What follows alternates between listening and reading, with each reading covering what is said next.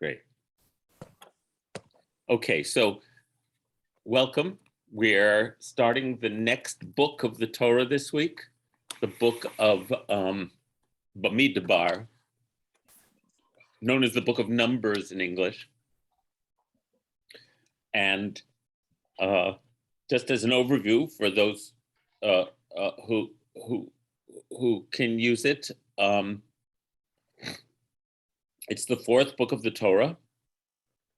And what transpires in this book, it begins, the children of Israel are still at Mount Sinai. They've been there for a year. The book of Numbers begins with a census. That's what it's called, the book of Numbers in Greek and in English. It even is called Sefer HaPekudot, the book of accountings in Hebrew as one of its alternate names. And the children of Israel are organized into their camps and into how they are going to travel through the wilderness. And that's how the book begins. And the first few chapters in the book get them all organized, explain the trumpets that are going to sound when it's time to break camp, describe the cloud, the divine presence that's going to lift. And when they see it lift, it's time to follow it. And it's a whole description. And then they're off on their way, and their adventure. It's about their adventures, misadventures in the wilderness. Of course, it's in this book that when the scouts come back from scouting the land of Canaan and cannot muster the courage to tell the people to go forth, and the people respond with a rebellion, God says, well, this people is not going to go up to the land. They're going to drop here in the wilderness, and only their descendants will go to the land. And then there's more turmoil, and then there's a 38-year gap. And in chapter 20, it picks up again 38 years later. They've been wandering, and now it's the 40th year. And when the book of Numbers ends, Miriam dies, and Aaron dies, and it's time, and they reach the banks of the Jordan. And so that's the whole trajectory of the book. It's got some amazing, compelling stories in it. But the book of Numbers begins with what one I would say objectively is a very boring portion, because it's a census. And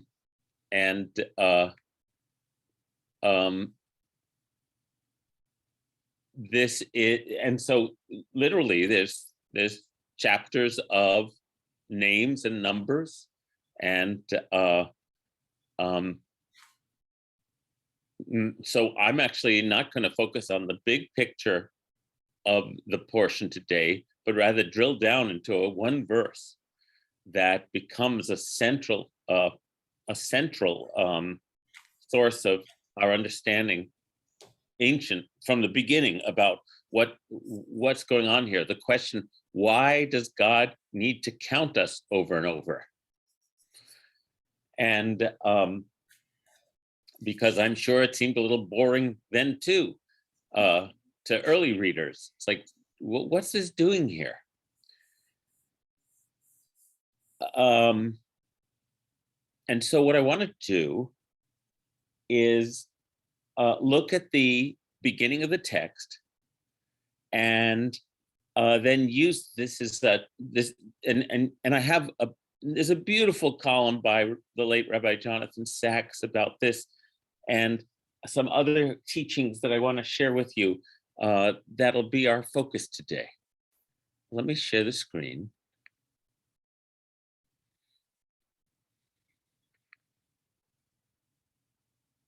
Here's the beginning. of the book of Numbers. On the first day of the second month in the second year, Bemidbar Sinai, God spoke to Moses in the wilderness of Sinai, in the tent of meeting, saying, on the first day of the second month, in the second year, following the exodus from the land of Egypt, here's what you have to do. Take a census of the whole Israelite company of fighters by the clans of its ancestral houses, listing the names, every male, head by head. This is the verse we're going to focus on. Now, the first thing we have to do, as we always have to do, almost all the time with the Torah, is the question of counting, as all of us know, is a question of who counts, right? That's true in English, and it's true in Hebrew, actually, the way the words work. If you count, you're counted. So the modern question is, who counts in a minyan, right? Who gets to be considered part of the voting population, right? And so it's our job, and we've talked about this many times, to understand that in ancient Israel, when a head of a household, if someone of fighting age was counted, I'll get to that in a second, Ellen. It's very good. When someone of fighting age is counted, they represent the rest of their family, right? That's why the missus takes the husband's name until recently, right? This is as old as it is in our lifetimes, right? This isn't, the Bible didn't invent this problem that we are working in our society to see if we can undo. So the dependents in that household were counted, but only as a sub, under the umbrella of the person who was counted.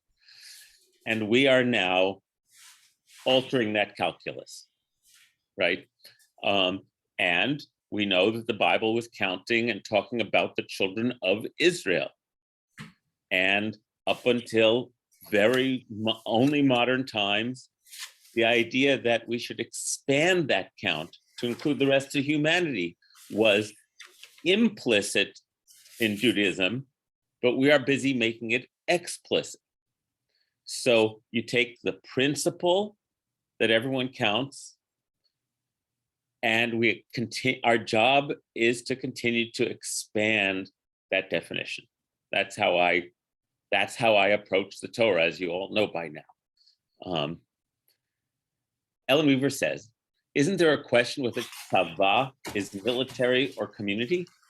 In verse 3, it says,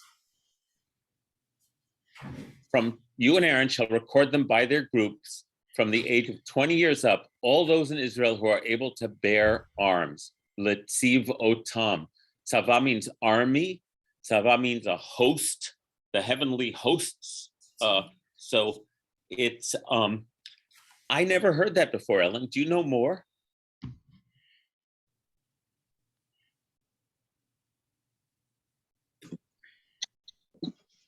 In Kaplan, it says, where is it?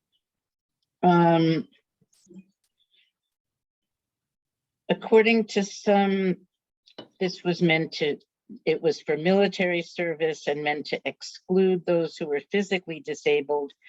According to others, Tzava does not denote a military army, but the community as a whole, and quote, going out to Tzava denotes those who are full-fledged members of the community. Interesting. I didn't know that. And it says it may also denote all who had participated in the building of the Mishkan. So that's we can already start expanding it Kol Yotzei Tzava B'Yisrael.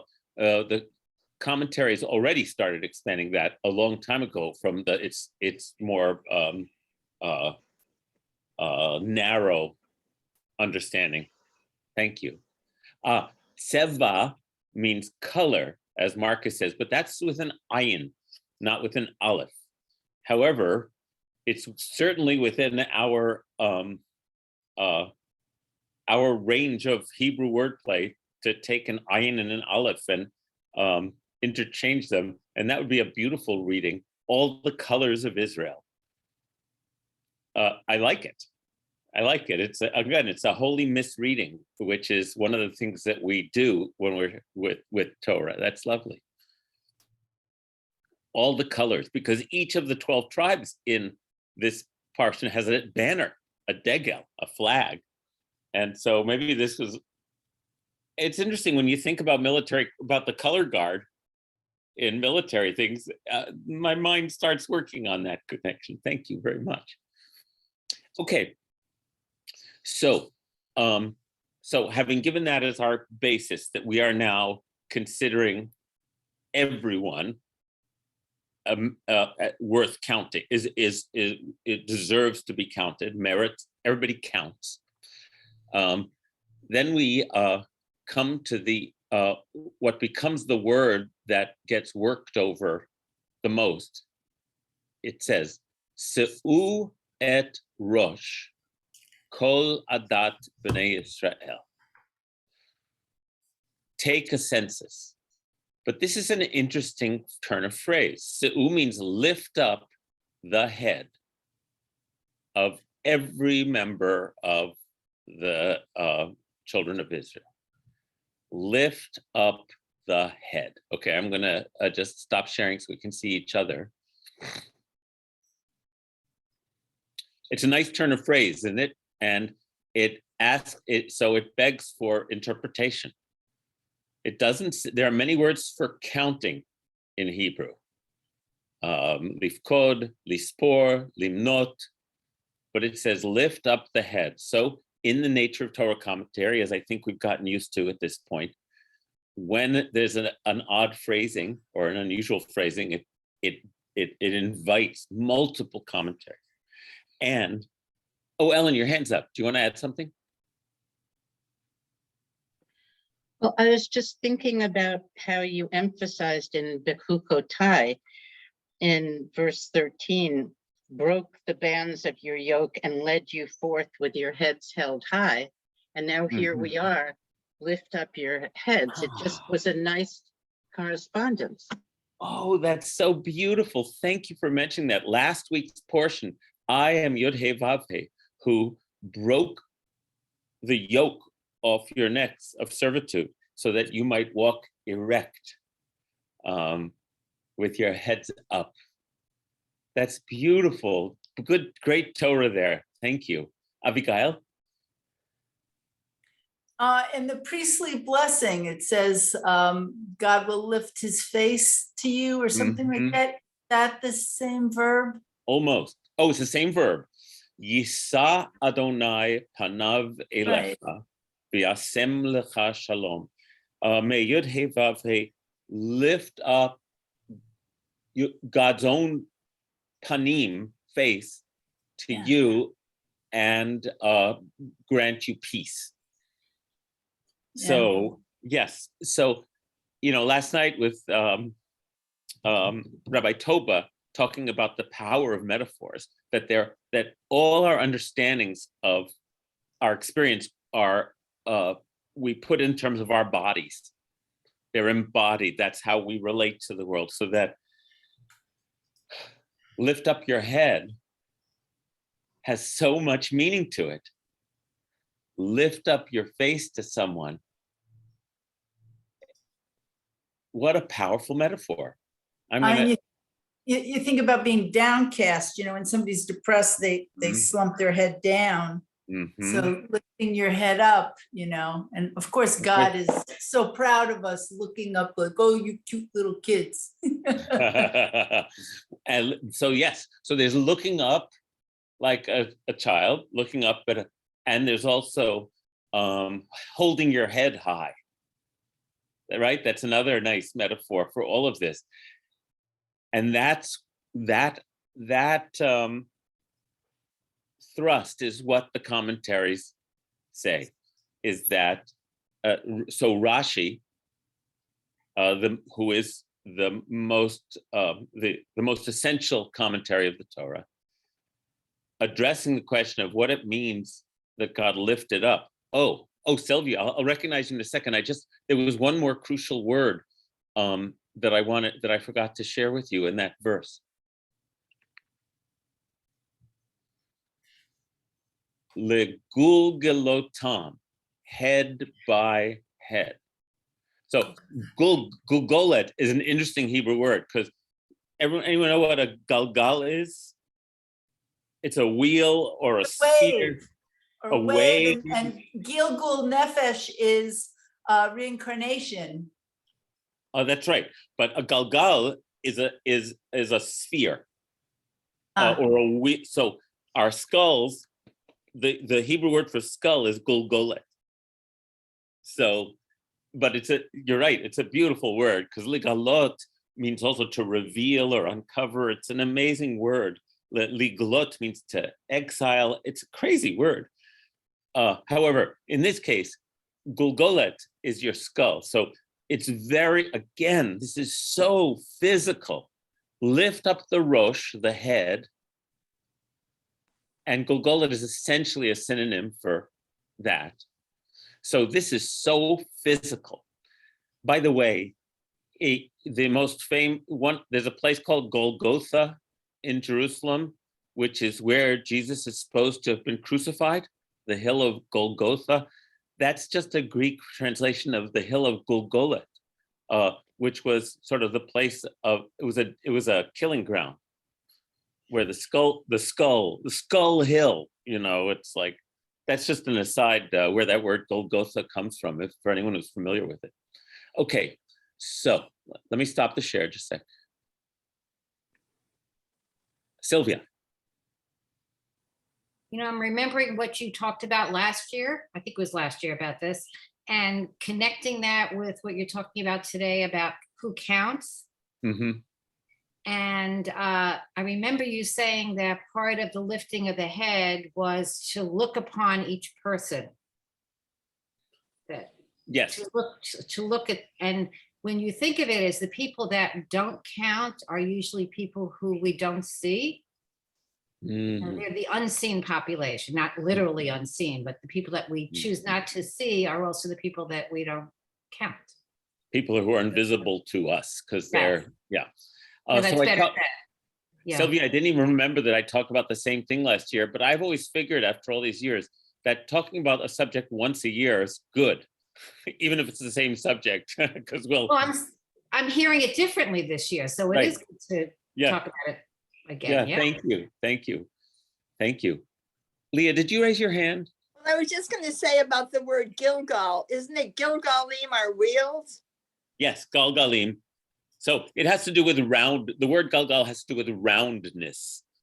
And also waves Yes. of the ocean, Gilgalim. Galim. Waves are Galim. Galim. Wheels are GalGalim. GalGalim. The best Hebrew radio station is called GalGalatz. Anyway, and GalGalim are wheels. Galim are waves. Gulgolet is a skull. Yeah. And I was thinking also about Panim, meaning face, but it's a plural word. It's a singular word, but it's in the plural.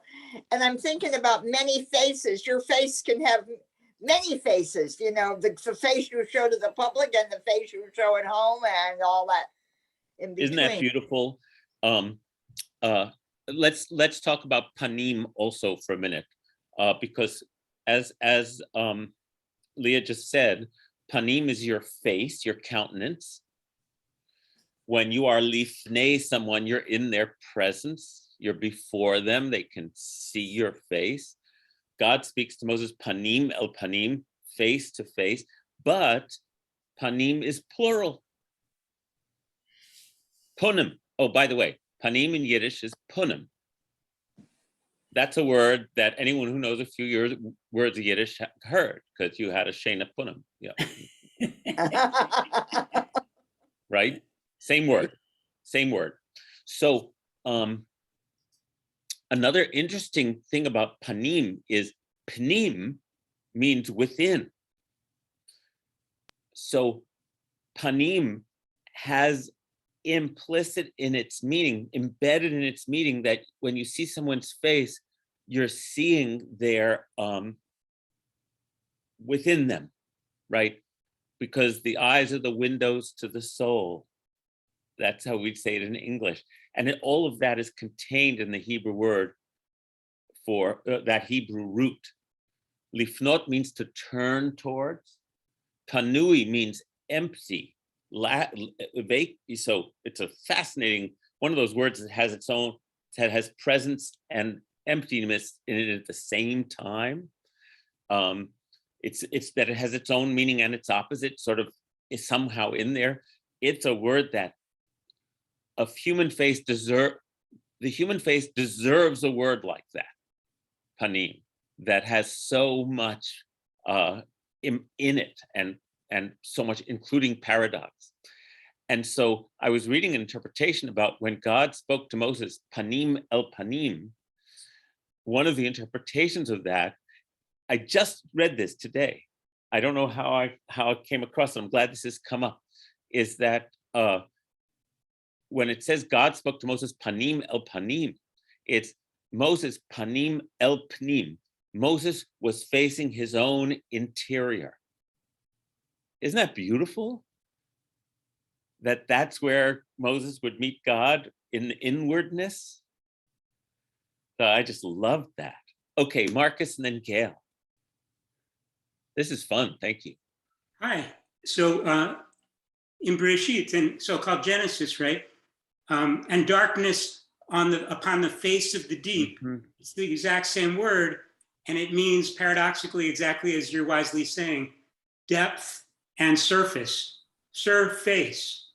On a lot of the translations will say on the surface of the deep.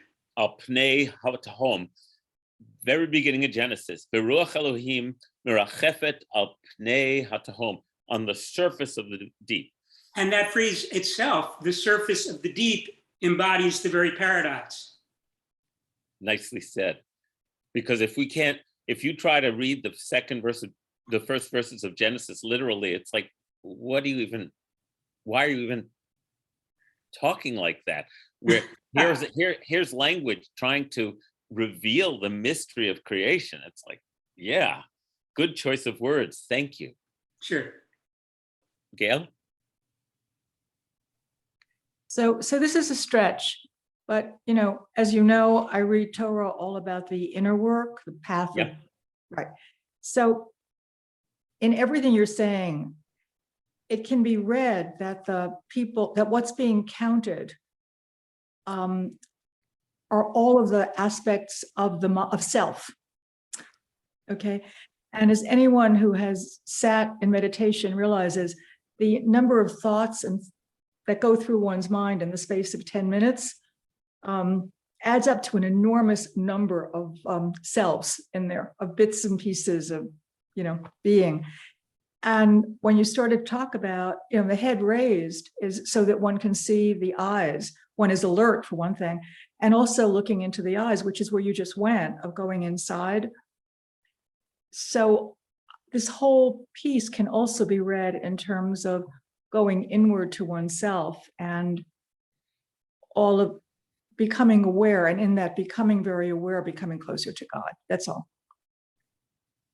Thank you. Well, then I'm going to keep playing with words. I'm going to go back to the text for a second and show you something. Thank you, Gail. This is based on what you just said. I'm going back to the text. And in the next verse, it says, Mi ben 20 shana mala, kol yotzei tzava b'Yisrael, tifkedu otam. Okay, you and Aaron shall record them by their groups from the age of 20 years up, all those in Israel who are able to bear arms. Tifkedu here is translated as record. Okay, I just want to say that word tifkadu. So the root pakad means to record, remember, account for. The Adonai pakad et Sarah, and remember, and God remembered Sarah, and she became pregnant. So it's a really interesting word that if you're doing this recording and accounting, you're also doing something much deeper. Do you follow what I'm saying, Gail? It implies something that is not superficial. But inward. And inward, that's right. It can go both ways. That's right. Thank you. Thank you. So now, yes, do you want to say anything else? Oh, great. Okay, thank you. So let's see how Rashi said it in beautiful story type language. Here we go. Look what you can do with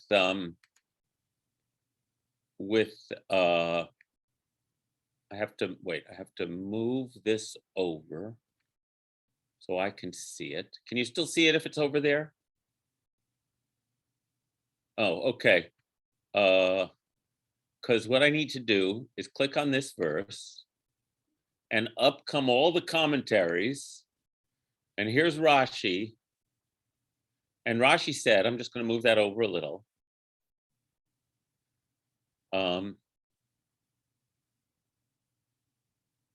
Oh no, I guess I need verse 1.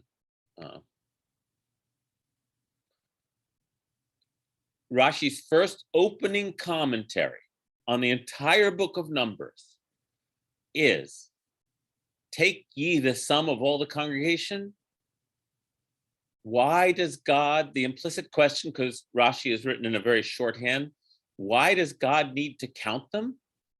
Because they were dear to him. He counts them every now and then.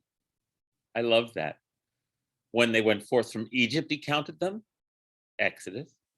When many of them fell in consequence of them having to worship the golden calf, he counted them. When he was about to make his Shekhinah dwell amongst them, he counted them. So that's Rashi's comment. Why does God count us so much? Because we are dear to God. Isn't that beautiful? And then, of course, that's got a beautiful kind of caregiver quality to it, because anybody who led class trips knows, like, you're counting all the time, right? You don't want to lose a single one of them, right? All the time, the whole trip, every one of them. Nobody's going to get left behind, right? That's what's there for me with that beautiful phrasing. So now I want to turn to Rabbi Jonathan Sachs, who writes a beautiful thing on this that I was very taken by. So let me turn to him, and we will bounce off of what he has to say. Let's see, where is Jonathan Sachs? There we go. He calls his commentary "Leading a Nation of Individuals."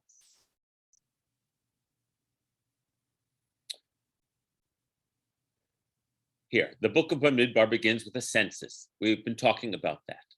Why so much counting? On the one hand, Rashi says that the acts of counting in the Torah are gestures of love on the part of God. We just heard that, because they are dear to him.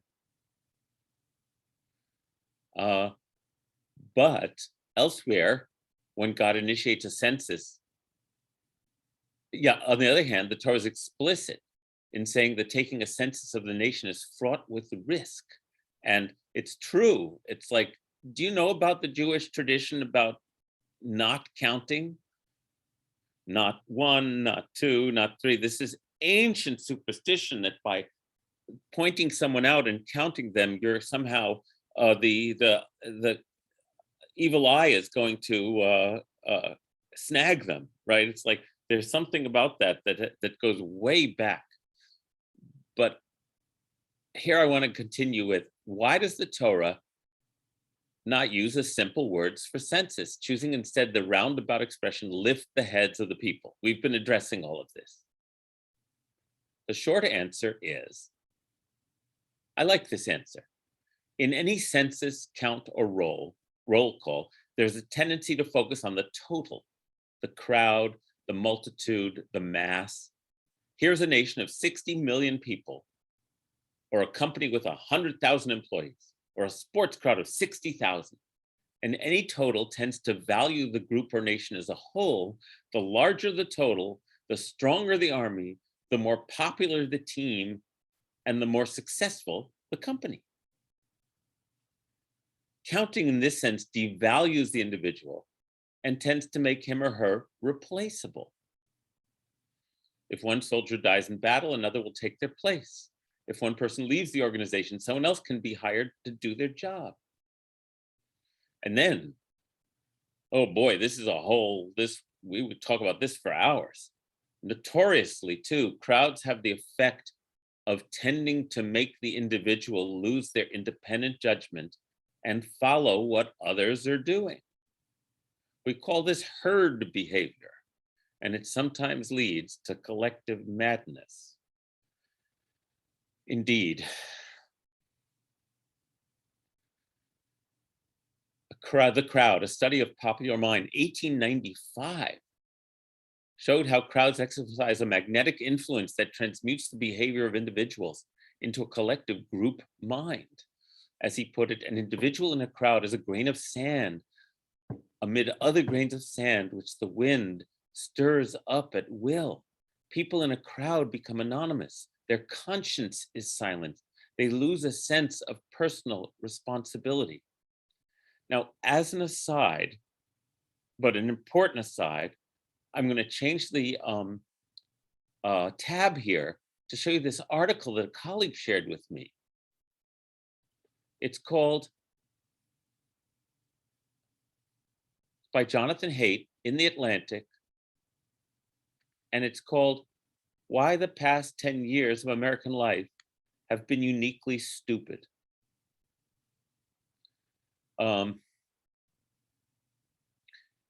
It's a superb article. And one of I'd say the chief, so The Atlantic, right? I found it to be extremely clarifying, which is why I'm sharing it with you. I guess I can, let's see, how do I get the, click up at the top where it says theatlantic.com, and that gets you the URL for the page. right there? No, up above. Oh, I can't see it because, oh, right, there it is. Okay, duh. It was hiding behind my. Right, now copy paste that into the chat. Copy. Paste. Oops. Oh, whoops. Okay, do it later. Sorry about that, everybody. I did the wrong thing. Okay, so let me go back to, the thrust of his article is that the anonymity and herd mentality that's rewarded on the internet has accelerated our decline geometrically. It's a very clarifying article, and it's related to what Jonathan Sachs is saying about the loss of individuality. Thank you, Rabbi Ellen.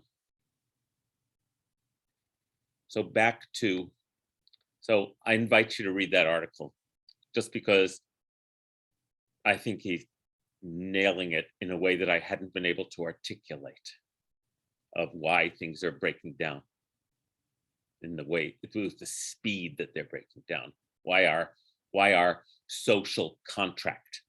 Because if the Torah is about anything, It's about a social contract, otherwise known as a covenant, that the band of slaves and hangers-on enter into at Mount Sinai that will allow them to live under a shared understanding of justice and compassion. Abigail? On the news on NPR, they feature the music that somebody who's died of COVID loved, and a relative talking about why they like that piece of music or how it was related to the person, to give a face to the numbers of people who've died of COVID. Well said. Thank you, Abigail. Let me read a little more of Rabbi Sachs. Crowds are peculiarly prone to regressive behavior, primitive reactions, and instinctual behavior. Now, if you go on reading in the book of Numbers, that is the children of Israel over and over again, responding collectively with primitive and regressive reaction. They want to go back to Egypt. They are easily led by figures who are demagogues, playing on people's fears and their sense of victimhood. Okay. Hence, here's the point. Hence the significance of one remarkable feature of Judaism. Its principled insistence, like no other civilization before, on the dignity and integrity of the individual. We believe that every human being was created in the image and likeness of God. The sages said that every life is like an entire universe. Now, I want to go to the source material there because that's such a famous phrase. Let's go to it. This is the Mishna. This comes from the 2nd century and is the foundation of rabbinic law and thought. And in this very famous passage, which I've shown my classes before, but it's really, I think it's one of the key rabbinic passages to know. It's in the Mishnah, it's in the section called Sanhedrin, which is the laws of the legal system, the laws of the court, the Sanhedrin. And now they're discussing when there are capital crimes, when there have been murders, and the court is calling witnesses to testify in a murder trial, how the witnesses were exhorted, you could say, terrified. What's the word I'm looking for? How they were admonished to give accurate testimony. They brought them in and admonished them and said, perhaps you will state what is supposition or rumor or evidence from other witnesses. Or you will say, we heard it from so-and-so, he's trustworthy. Or maybe you were not aware that we would test you by cross-examination. But you must know that capital cases are not as the case property cases. In cases concerning property, a person may pay money and make atonement. But in capital cases, the executed person's blood, the person who's been killed, the murder victim, the blood and the blood of their posterity lie at the door, at the end of the world. For thus we have found in the case of Cain, who slew his brother. As it is said, it doesn't say thy brother's blood crieth, it says thy brother's bloods, damei achicha, his blood and the blood of his succeeding generations. Okay. So they're saying that a capital case involves the spilling of human blood, the worst crime. And then they tell the witnesses, remember, therefore was a single man, Adam, single human being, only first created, to teach you that if anyone destroy a single soul from the children of humanity, Scripture charges him as if they, there we go, next page. as though he had destroyed a whole world. And whoever rescues a single soul from the children of humanity, Scripture credits him as though he had saved a whole world. This is pre-humanism, right? This is the 2nd century, and yet all the seeds of humanism are present. First, in Genesis chapter 1, where it says God makes every human being in the divine image. And then in the way the rabbis extrapolate.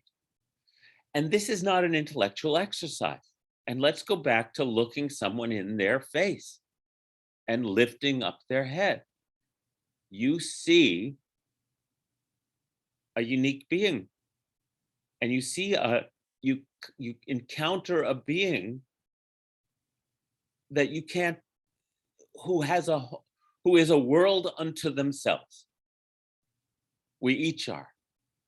I watch little children as they start to emerge with their own experience of being alive, and they are a world unto themselves that I can accompany but never know, not in that sense. So they go on with the exhortation of the witnesses. And a single human being only was first created for the sake of peace in the human race, so that no one might say to his fellow, my ancestor was greater than your ancestor. And that the heretic should not say, there are many powers in heaven. There's not just one source. And they exhort the witnesses and say, and only one human being was first created to proclaim the greatness of the Holy One. Blessed be. For when a man, meaning a Caesar, this is the Roman Empire, stamps many coins with one die, and they are all alike to one another, right? The face of Caesar on the coin.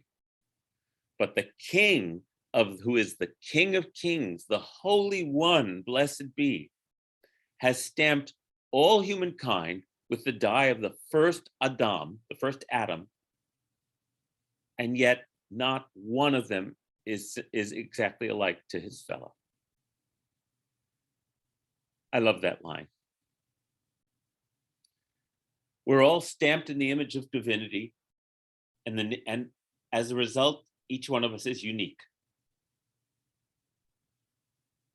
That's amazing.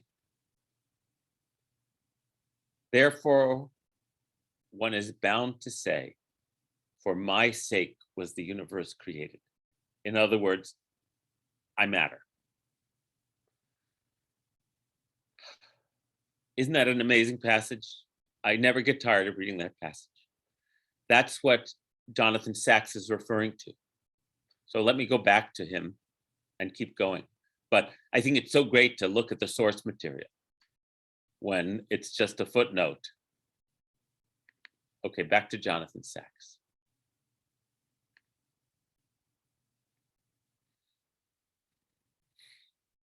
Maimonides wrote that each of us should see ourselves as if our next act could change the fate of the world.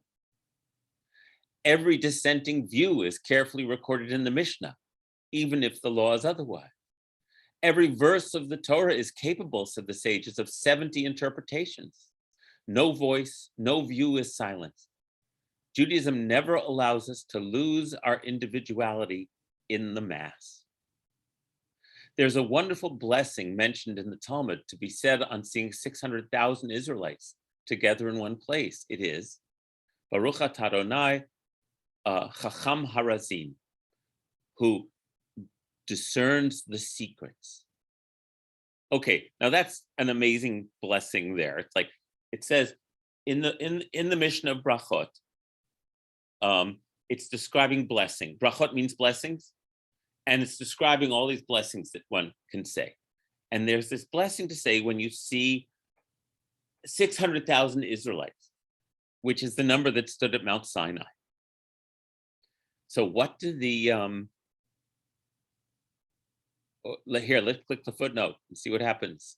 Brachot 58a. Look at the wonders of the internet. Look, I'm going to click on this footnote and it's going to take me right to the source. Can you see? Isn't that cool? It's so cool. So I have to scroll down. It doesn't take me right to the source. It takes me to the page. Here it is.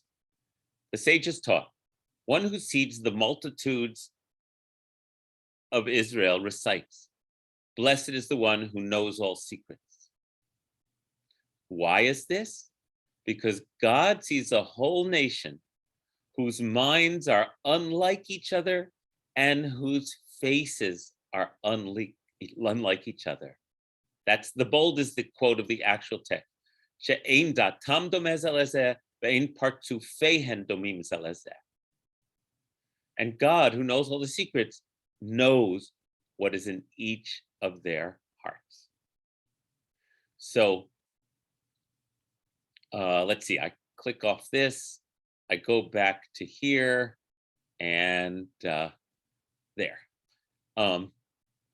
Here's how Rabbi Jonathan Sachs phrases what I just read, the primary source to you. The Talmud explains that every person is different. We each have different attributes. We all think our own thoughts. Only God can enter the minds of each of us and know what we are thinking. And this is what the blessing refers to.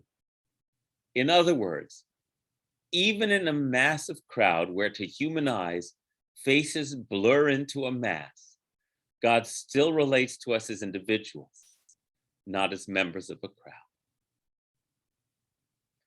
Beautifully said. That is the meaning of the phrase, lift the head, used in the context of a census. God tells Moses that there is a danger when counting a nation, that each individual will feel insignificant. What am I? What difference can I make? I'm only one of millions, a mere wave in the ocean, a grain of sand on the seashore, dust on the surface of infinity. Against that, God tells Moses to lift people's heads by showing that they each count and they matter as individuals.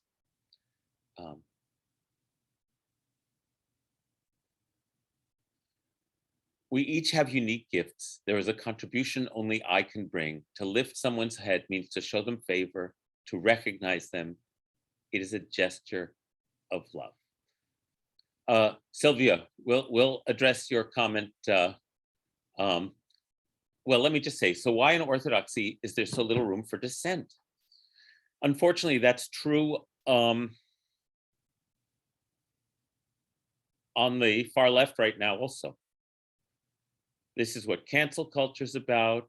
Say the wrong thing, you're out. And of course, on the right, it's like it's about your identity. If you're not a particular, anyway, blah, blah, blah. That's what we humans do. That's what the Torah is here for us to unpack over and over again.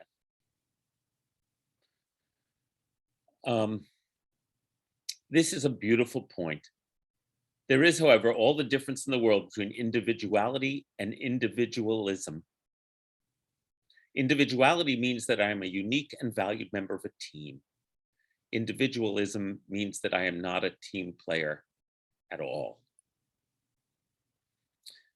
As Hillel says, if I'm only for myself, what am I?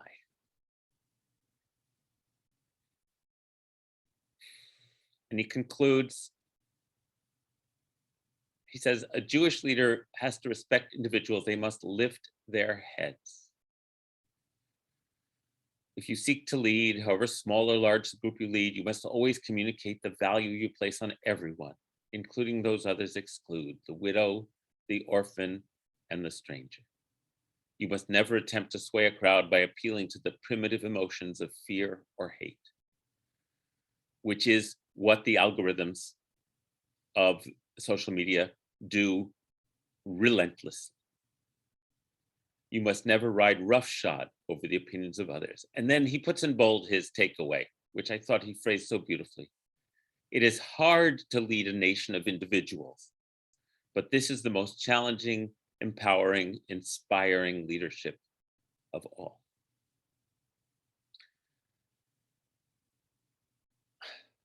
So, another connection I want to make with just a couple of minutes left, which is that the portion of Bemidbar always falls on the Shabbat before Shavuot. However, our calendar masters did it, setting up the Jewish liturgical rhythm. We always read this portion right before Shavuot, where we all stand at Mount Sinai. And so I want to make a connection based on this theme, but first let me hear what Barbara wants to say.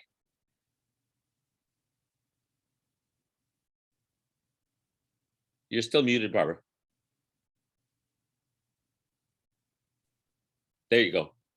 I wanted to ask if there's any connection between the counting of people in the census and the counting of the Omer. Oh, not that I've read. But it would be a beautiful place to go do our collective weaving of connections. So, but I don't have anything off the top of my head. Is there any connection in the word for counting in the counting of the census and the counting? The word for counting in the Omer is lispor, which means to count. One of the words for count. Whereas here it's su'u at rosh, which means to lift up the head. It's pekudei, which means accounting in a slightly different way than counting does. So no, they're not the same words in Hebrew. But my mind wants to go there. But in the interest of time, I'm just going to show you one more text, okay? And it is over here. No, sorry. There. One of the enduring questions isn't the right word. I would call it koans of Jewish thought. In other words, one of the things to ponder and reflect on is, how did everyone at Mount Sinai hear God speak?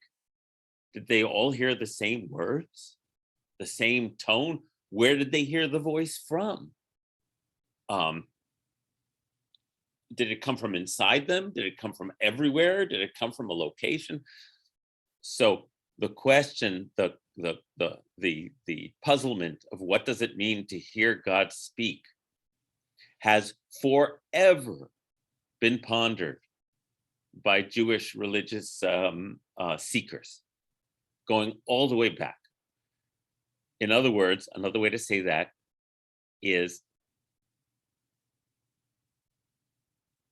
our tradition never took Mount Sinai literally. They understood that it was trying to describe an experience, an awesome experience, and then you want to try to make your way into that awesome experience.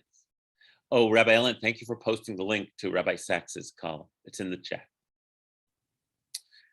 So, in the same way that we read in the Mishna that God created human, the Holy One, blessed be, created human beings, stamped them in the divine image, and they were each different. What does it mean for each of us to hear God's voice on Shavuot? And in the Midrash, it says, come and see how the voice would go out among all Israel, each and every one according to his strength, not physical strength, what's your strong suit? You know, what's your special channel that you're on? The elders heard it according to their strength, the young men according to their strength, the infants according to their strength, the sucklings according to their strength, the women according to their strength, and even Moshe according to his strength. As it is stated, Moshe would speak and God would answer him with a voice, meaning with a voice that he could withstand. This is a very famous passage. I think that's all I'll read of it in time. There are many other similar interpretations of what happened at Mount Sinai, that each of us received the Torah in the way that we were most able to receive it, which is to say that every individual's reception is valid, but no individual's reception is complete. And that then brings forth again this constant challenge we have of honoring the individual while we collectively figure out how to do it together. Hillel said, as you know, if I am not for myself, who will be for me? If I am only for myself, what am I? And so this beautiful idea that every individual received some unique piece of Torah, and therefore has to be, if you want to know them, lift up their head, look within them in their presence. They have something to teach you. But that no individual is the sole repository of truth. Another way of thinking about it, which I love, is that if we're all stamped in the divine image, the only way we're going to get a grasp of the divine, of the entirety, the infinity of the design, is if we could see all human faces at once. Then we might intimate what's going on here. So that's what I wanted to share. We'll be celebrating Shavuot on Saturday night from, what did we say, 7:30 to 9, did we say, or 7 to 8:30? Do you remember, Ellen? 7:30 to 9. 7:30 to 9 will be online for some teachings, continued teachings. Sunday morning, Saturday night. Sunday morning, if you want, whoever wants to is gathering with us at 5 a.m. out in front of the synagogue to watch the sunrise and do because shacharit, which is the Hebrew word for the morning prayers, means dawn. So once a year we can manage it. Then at 10 a.m. on Sunday, we're going to have our festival service where we're going to chant the 10 Commandments and do a Yizkor service in honor of the festival. All right.